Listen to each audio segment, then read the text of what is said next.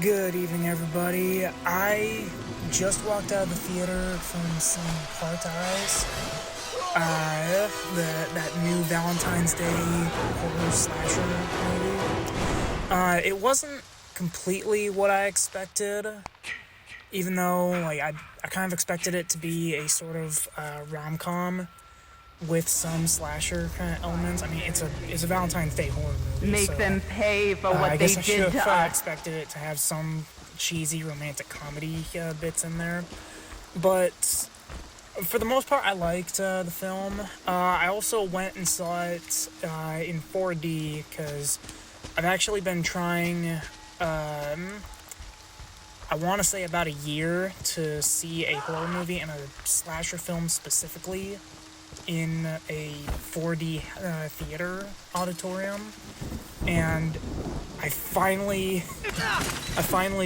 saw it in 4D tonight. Funny story about that was, I've been like looking at the theaters around where I live, and the closest one was about 30 minutes away. So today, this morning, when I was looking at the theater website, it said that all of the show times for Heart Eyes in 4D were all sold out. Not only for today, but tomorrow, the next day, for basically the entire next week.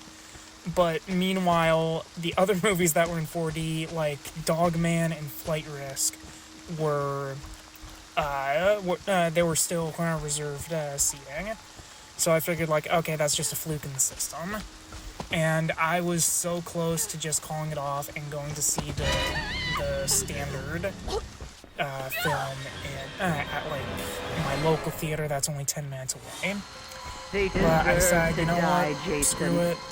I decided to drive the extra 20 or so minutes, and turns out my hunch was right. That the website was just having a glitch today, so I ended up getting my ticket. Turns out I was the only person in the entire theater. So that was fun. I got the best seat in the house. And honestly, the 4D experience was better than I thought. I do think it could have been a little bit better, and the movie itself was better than I thought it was going to be. So the story itself is pretty predictable. Like, a killer is going around murdering couples, and the two main characters, Jay and I think Allie, they're not a couple, but the Hard Eyes killer thinks that they are. So they're basically caught in the killer's crosshairs, and from there it's basically just the movie. In my opinion, starts out slow because I usually don't like rom-coms. Like there's only a few rom-coms that I actually do enjoy. Like, one of them is Wedding Crashers, and another one was, I believe it's called Mr. Right. It has Sam Rockwell and Anna Kendrick. And the reason why I liked that one was because it was an action comedy with rom-com elements. And the same thing is kind of the same thing with this film. It's a horror slasher with some rom-com elements, where it starts off like pretty cheesy and gimmicky, but once the killer is actually after them, like, the pacing just goes really quick, in my opinion. I mean, there is the opening scene of the first couple getting murdered, and it's actually done like really great. The 4D elements in the theater, I think, were very effective, especially in the opening scene. They're all right for the rest of the film, which I'll talk about that in a minute. But the pacing is all right. Yes, it starts out with some cheesy dialogue and some and some gimmicky cliches that you usually see in a rom-com. Honestly, it kind of reminds me a little bit of that Sydney Sweeney and Glenn Powell movie, Anyone But You, where two exes basically have to pretend that they like each other. In my opinion, like, this movie was sort of like the reverse of that, where they're not a couple, but the serial killer thinks that they are, so the killer is hunting them. And eventually, predictably, I don't consider this a spoiler, but predictably, they become a couple by the end of the film. Hunt them down and make them pay. Oh, real quick, something I forgot to mention.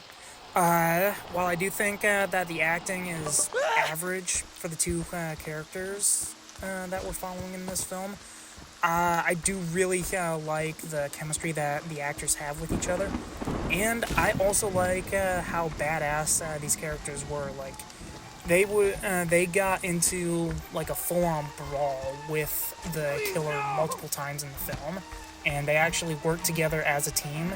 It kind of reminded me of, I believe the names were Steven and Jessica Kimball, the main characters from Jason Goes to Hell. Like, there's not a lot of final girls or guys or final couples that I see in horror movies that not only can hold their own, but can actually, like truly fight back against the killers.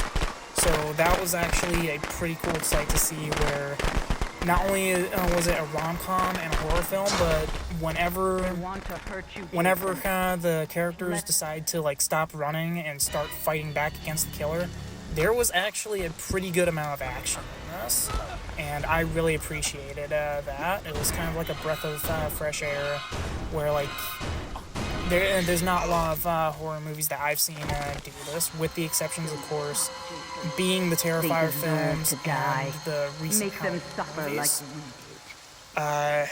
Anyway, interruption's over. The acting is okay. I think the main actress is Olivia Holt. I think the actor's name is Mason Good. I don't remember what I've seen him in. The only actor I really recognize is Devon Sawa, and that's mostly because I recognize him from like the Chucky movies, that one horror comedy Black Friday that also starred Bruce Campbell. I feel like I've seen Devon Sawa in something else, but I can't remember what it was. Funny thing was, I actually met the guy at Nightmare Weekend in Des Moines last September, and while he was signing my Chucky head, we were talking a little bit about the Chucky TV show, and literally 2 hours after I was talking to him, it was announced that they canceled the series on Sci-Fi. But I remember asking him if they're going to continue the series, or if they're going to do a movie or what, and he told me that he wasn't sure yet, but he just knows that Universal is working on something, and that was just 2 hours prior to the public announcement that the series was canceled. Anyway, my point is, Devon Sawa is the only actor that I recognized in this film, but everyone, I think they did okay. The dialogue, especially during the first 20 or so minutes, it sounded pretty campy and cheesy, but again, it's a rom-com with horror movie elements, so I wasn't really expecting too much. But like I said, I really enjoyed this movie. Like, once it really started getting into the horror, like once the killer started chasing after like the main couple, the killer was pretty intimidating in some scenes. That's my special. And going off of that, the kills were great. Like I said earlier, the 4D effects, I think, served this movie very well. the only 4D immersive experience that was really there was the the seat shaking quite a bit whenever there was like a sudden action, such as like a car pulling up or a punch being thrown or something like that.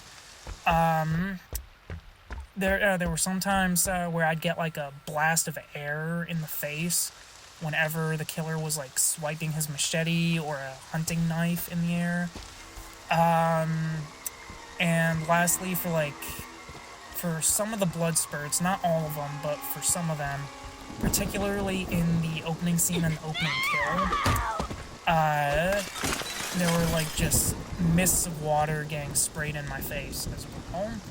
And I thought those were great. It served its purpose to, I'd say, a good enough degree where I think it was the extra money well spent for seeing this film.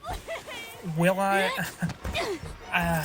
I see another horror slasher in 4D? Probably not, unless if it's one that I think that it would really complement the film. But I will say that watching the film in 4D kind of reminded me of those like immersive experiences that you'd see at like Universal with The Mummy or Spider-Man, or like at Disney World. And technically it is cheaper, so given between the two, I'd rather see a movie in 4D than fly out to Florida and see one of their immersive rides. The music was okay. The shots were decent. The lighting was okay. I mean, I preferred the lighting when it was like at nighttime, because in the daytime this is gonna sound weird, but it looked too colorful to me, to the point where there were some scenes where it looked like it was shot on a green screen. And I'm not saying that they did use green screen. I'm not saying they did use green screen, because I don't know if they did or didn't. But that's how it looked. Even for the opening scene where this couple is having a photo shoot and the guy is proposing to the girl, and like just the close-ups make it look like they're not actually like where they are. They deserve to die. Make them suffer like we did. Aside from the first third of the film dragging, in my opinion, like the only other thing that what was it? The only other thing that really stood out to me that I was a bit iffy on is the reveal of the killer. Like, I'm not gonna spoil it in this review, but I do think that it was a little too obvious, and maybe this is just me, because usually when there's a mystery where they're trying to find out who the killer is, like, I'm able to figure out who the serial killer is, like, within one scene. Like, back when Spiral from the Book of Saw came out, when they were trying to figure out, like, who's the Jigsaw copycat, like, I immediately figured out that it was Chris Rock's partner, because there was like a blink and you miss it scene where the guy was talking to Chris Rock, and he was on his computer and telling his partner, like, oh yeah, my baby's sleeping, and then the baby starts crying, and he says, like, well, my baby was sleeping, but they never show a single shot of, like, his child, and the computer is, like, turned away from the audience. So I immediately thought in my head, like, oh, he doesn't have a baby, and he's just playing a recording of, like, baby screams, so he's the killer. And lo and behold, that's exactly what happened at the very end of the film. I don't know why my brain thinks like that during horror movies, but it just does. But my point is, like, there's a specific scene in this film where it is just very obvious who the killer is. And almost right after that, actually, they immediately try a fake out, which doesn't work because, well, we've seen Scream. Which is funny because the studio that made this film, Spyglass Entertainment, they're the same ones who actually made the last two Scream films. Oh, and also a little nitpick. During the third act, which takes place at this movie drive-in, the Heart Eyes killer is chasing the main two characters, and it's just an open area filled with cars filled with people, and a bunch of people are seeing the killer, and they're going like, holy shit, we gotta go, it's the killer. And none of them think to call the police. Like, they're constantly looking at the guy, thinking like, oh crap, look at this creep, as if they don't already know about the Heart Eyes killer, who I believe in the film had been active for 2 or 3 years by now. And even if there's a guy who just wants to dress up as him to just, like, scare the crap out of people on Valentine's Day, I mean, there's... even in the real world, like, if somebody dresses up as a killer or, like, makes some kind of threat, like, a lot of times people will call the police, and the police will take it seriously. So it just boggles my mind that all these people at the drive-in in the film, they see the Heart Eyes killer, and even if they think that it's just some guy trying to scare people, they don't think about calling the police until he starts killing people. And that's when they start screaming and running, talking about, like, calling 911, all that crap. I don't know. And I get it that it's a horror film, and a lot of times people just don't think logically, but this was, like, the one nitpick, aside from the other one about figuring out who the killer was pretty early. This was the one nitpick where I just believe that the suspension of disbelief was too far. Like, I get that a lot of times in horror movies people make dumb decisions, but it's usually like the main characters. Here it was like just an open area filled with, I don't know, say 100 people, and not one of them thought about alerting the authorities about, like, hey, the killer, or at least a guy dressing up as the killer, is here. I don't know, but aside from that, all in all, I had fun with this movie. I thought it was worth the ticket price, the extra ticket price, to see it in 4D. Having said that, I probably won't see another slasher film in 4D, at least not for a while. Mostly because, like, even though I thought that the immersive experience was fun, it was still, like, few and far between at the end of the day. So